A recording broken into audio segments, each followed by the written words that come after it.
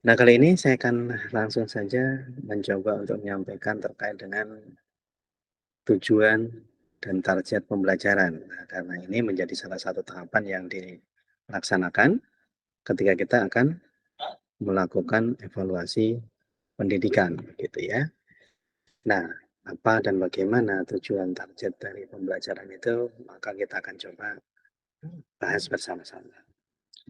Nah, yang pertama terkait dengan tujuan pembelajaran, yaitu kita bisa mengetahui terlebih dahulu bahwa dalam tujuan pembelajaran itu tidak sekedar mencakup teori, ya kan, dan menjaga keaktifan siswa. Target pembelajaran itu nanti juga berkenaan dengan proses dan prestasi belajar. Apa yang bisa dilakukan siswa, nilai perasaan siswa ya setelah belajar dan sebagainya itu kan menjadi satu hal yang berubah seperti yang sebelumnya kita sampaikan adanya ubahan-ubahan ya atau secara sistemik dalam proses pembelajaran tersebut. Nah, kemudian yang kedua, tujuannya itu juga nanti akan memutuskan apa yang siswa harus pelajari, gitu ya. Artinya apa? Siswa itu nanti diinformasikan atau diberitahukan terkait dengan mata pelajaran tertentu yang akan dibahas dan juga materi-materi yang akan dilaksanakan. Nah, itu nanti apa itu sebagai satu bentuk penjelasan awal supaya nanti memudahkan atau minimal membuat sebuah bentuk pemahaman siswa di awal, ya, persepsi awal yang mungkin dia harus tahu apa yang nanti akan ditargetkan dalam pembelajaran tersebut. Kemudian yang ketiga, itu melaksanakan pembelajaran yang sesuai. Artinya dari sisi pelaksanaannya, dari sisi materinya, dari sisi waktunya, dari sisi metodenya, dari sisi media dan sebagainya itu nanti sesuai dengan apa yang diinginkan atau ditujukan gitu ya. Nah, kemudian yang berikutnya adalah mengevaluasi pembelajaran. Kita bisa melihat bahwa tujuan pembelajaran itu nanti selain nanti untuk mengetahui hal tersebut juga dia akan dipakai untuk mengevaluasi. Artinya apa? Kalau ada pembelajaran, evaluasi bisa dilaksanakan. Kalau tidak ada pembelajaran, evaluasi juga otomatis tidak bisa dilaksanakan. Kenapa? Ya karena tidak ada yang ingin diketahui, tidak ada yang ingin apa istilahnya itu dilihat seberapa besar hasil dari proses pembelajaran tersebut. Kemudian ada beberapa target pembelajaran yang kita bisa lihat selain dari tujuan tadi. Kita coba bahkan secara sederhana supaya nanti memudahkan dalam memetakan. Yang pertama dari tujuan itu nanti, seperti yang tadi disampaikan, maka tujuan-tujuan kalau secara kolektif dalam hal ini nanti nasional, dia akan ada tujuan dengan standar nasional. Nah, ketika berkenaan dengan standar nasional nanti otomatis ada standar kinerja, apa yang sudah dicapai, apa yang sudah dilaksanakan. Selain karena ada standar materi yang diterapkan ya di apa namanya itu diinginkan ya misalnya dalam kurikulum yang sudah dibuat secara nasional atau juga nanti terkait dengan target pembelajaran secara umum apa yang akan dicapai. Nah, biasanya dalam proses pembelajaran khususnya kalau misalnya kita di Indonesia itu ada apa istilahnya itu tujuan-tujuan standar secara nasional ya, standar secara nasional yang nanti sudah dibuat. Entah nanti dalam bentuk undang-undang atau dalam bentuk peraturan ya. Nah, kita akan bahas terkait dengan standar kinerja karena itu nanti berhubungan dengan apa yang dilaksanakan khususnya nanti dalam pembelajaran tersebut. Nah, dalam standar kinerja itu nanti ada target pembelajaran yang khusus, artinya akan dilihat betul apa sih yang dilaksanakan oleh dunia pendidikan gitu. Nah, dalam target pembelajaran khusus itu nanti ada rencana pembelajaran. Nah, rencana pembelajaran itu berarti kan tahapan-tahapan yang dilakukan, dilaksanakan sebelum ada proses pelaksanaan. Nah, rencana pembelajaran itu nanti berkenaan dengan banyak, itu materi. Jadi contoh misalnya kalau dalam sekolah itu kita biasa membuat RPP begitu ya, rencana pelaksanaan pembelajaran itu. Di sana kan akan disebutkan profil dari mata pelajarannya ya, waktu pelaksanaan pembelajarannya gitu ya, atau mungkin JPL ya, jam pelajaran itu. Kemudian terkait dengan materinya, kompetensi apa yang akan dicapai, materinya seperti apa, strategi pelaksanaannya seperti apa, kemudian cara mengevaluasinya seperti apa, bahkan nanti ada rencana dari hasil evaluasi yang dilakukan, rencana tindak lanjutnya apa, dan sebagainya. Nah, dari rencana pembelajaran itu nanti dia akan mencapai target penguasaan materi, karena di situ nanti sifatnya praktik, artinya dilaksanakan, dilakukan. Ya, apa yang sudah sampaikan dalam pembelajaran, terus kemudian apa yang sudah dicapai, sehingga nanti muncul target-target penguasaan materi. Dalam bentuk apa? Ya, indikator keberhasilan, berapa yang harus dicapai ketika siswa itu dinyatakan lulus dan sebagainya. Nah, kemudian yang kedua, selain rencana pembelajaran itu ada rencana penilaian. Nah, di sini nanti akan ada sebuah bentuk tahapan untuk mengukur dan menilai. Nah, kenapa? Karena dalam penilaian itu nanti dia akan mengetahui apakah siswa tertentu itu punya kemampuan yang baik atau tidak baik berkenaan dengan hasil yang didapatkan.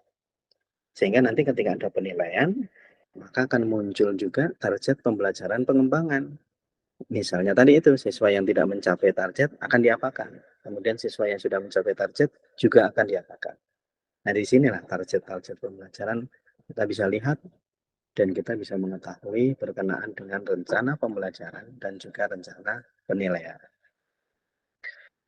Lanjut ke berikutnya, di target pembelajaran kita bisa melihat kalau dalam konteks pendidikan nasional, maka nanti Anda bisa lihat di pasal 3 Undang-Undang nomor 20 tahun 2003 terkait dengan sistem pendidikan nasional. Di sana disebutkan bahwa tujuan pendidikan nasional itu adalah berfungsi untuk mengembangkan kemampuan dan membentuk watak serta peradaban bangsa yang bermartabat dalam rangka mencerdaskan kehidupan bangsa. Bertujuan untuk mengembangkan potensi peserta didik agar menjadi manusia yang beriman, bertakwa kepada Tuhan Yang Maha Esa, berakhlak mulia, sehat, berilmu, cakap, kreatif, mandiri, dan menjadi warga negara yang demokratis serta tanggung jawab. Dari tujuan ini kita bisa melihat bahwa banyak sekali aspek-aspek yang harus dicapai. Aspek-aspek yang nanti menjadi poin-poin penting ya dalam melaksanakan atau mencapai tujuan pendidikan tersebut. Nah, nanti dilaksanakan dalam proses pembelajaran. Nah, sementara kalau tujuan pembelajaran umum misalnya kita mengambil contoh misalnya gitu ya, kalau dalam praktek mengajarkan mata pelajaran pendidikan agama, khususnya dalam mengajar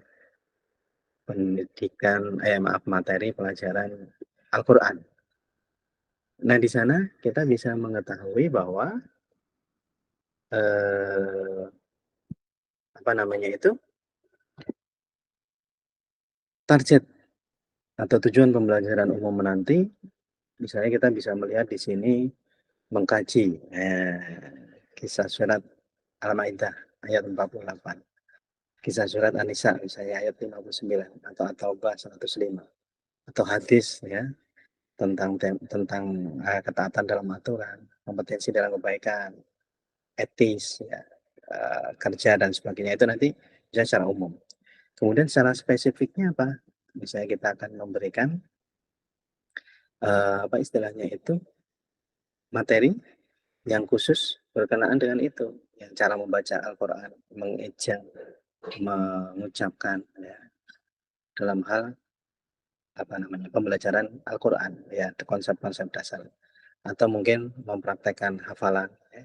Kemudian juga memberikan contoh bagaimana perilaku saat kita melaksanakan sesuatu ya, tentang dengan kebaikan dan sebagainya. Nah, itu nanti contoh-contoh tujuan-tujuan spesifik. Nah, Sumber target pembelajaran itu kalau kita bisa melihat ya nanti biasa dilakukan oleh atau yang banyak masih menjadi panduan itu adalah taksonomi Bloom ya, di mana nanti ada beberapa aspek yang penting yang akan dilakukan yaitu terkait dengan kognitif, afektif, psikomotor. Nah, kalau yang sekarang ada tambahan terkait dengan sosial gitu yang disampaikan oleh Anderson gitu ya. Nah, kemudian dalam proses pembelajaran itu nanti akan dibagi, dalam ranah kognitif, afektif, psikomotor, dan sosial tadi. Contoh misalnya tadi dalam pembelajaran mata pelajaran Al-Quran, membaca Al-Quran. Nah, secara kognitif maka nanti akan muncul sebuah bentuk, proses daya pikir siswa atau thinking-nya. Bagaimana dia berpikir siswa nanti, oh cara mengucapkannya seperti apa yang benar. Nah, itu kan ada proses berpikir atau thinking yang itu berkenaan dengan pengetahuan yang dia dapat. Kalau dia bisa memahami dengan baik, dia mengetahui dengan baik, ya, maka nanti dia akan juga berpikir dengan baik. Nah, kemudian kalau yang kedua terkait dengan afektif itu nanti muncul sebuah bentuk proses pembelajaran yang mengarah kepada hal yang sifatnya itu feeling, ya, apa namanya itu ya, ya afektif lah. Tadi itu seperti kita bisa lihat misalnya sikap, motivasi, kerja keras, ya, percaya diri dan sebagainya itu nanti yang akan membentuk itu. Kemudian kalau terkait dengan psikomotor maka dia akan memunculkan sebuah bentuk hal yang disebut dengan sensing atau penginderaan, kemudian juga moving atau gerakan ya, pelaksanaan. Ya misalnya cara melafadzkan, cara menghafal, cara membaca dan sebagainya. Kemudian yang sosial tadi tambahan kita bisa lihat itu sifatnya interacting. Interaksi, artinya apa? Ketika nanti siswa sudah mulai bisa membaca dengan baik dan sebagainya, maka dia akan misalnya melakukan pembiasaan tersebut, entah nanti dengan orang-orang yang ada di rumah, ya interaksi dengan yang ada di rumah dan sebagainya.